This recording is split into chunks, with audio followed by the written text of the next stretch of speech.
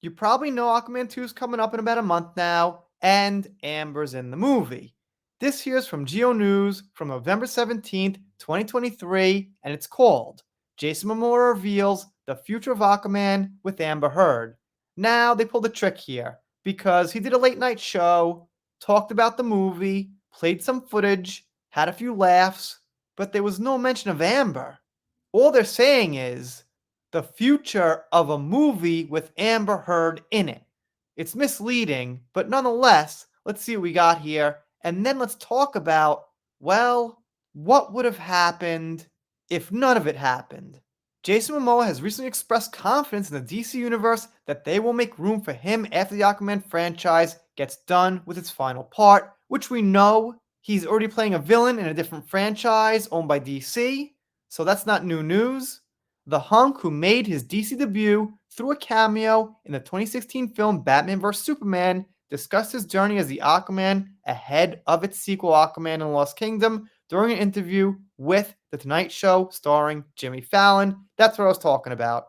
They had a few laughs. I saw the interview. It was alright. But the point is, there was no mention of you know who. And what I was saying before is, if none of this happened, if she would have been good, there probably would have been. She might have been right alongside him. But now it's like this big elephant in the room. Obviously, the case was huge. The audience is thinking, is he going to mention it? What's going on with that? You know? But he can't. And it just ends up being a nothing burger, like this title of the article.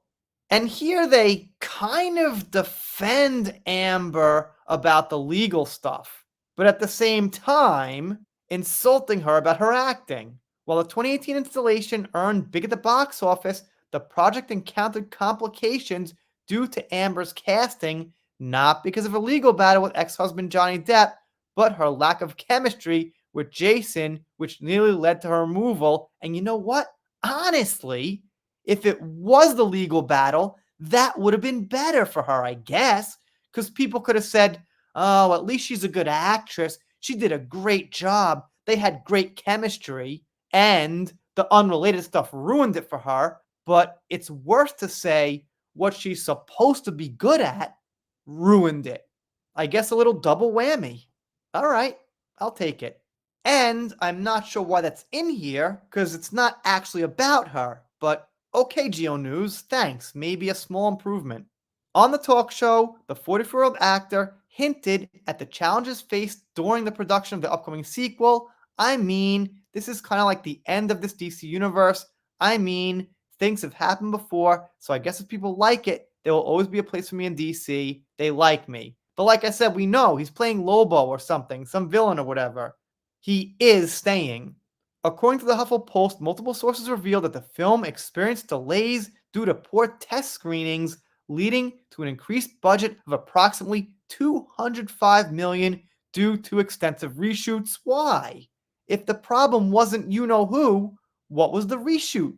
Or I should say reshoots, reshots, if that's how you say it. Weird plural there. Anyway, you get my drift.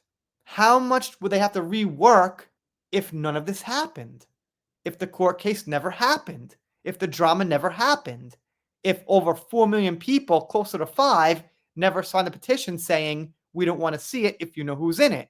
But of course, that meant nothing to them.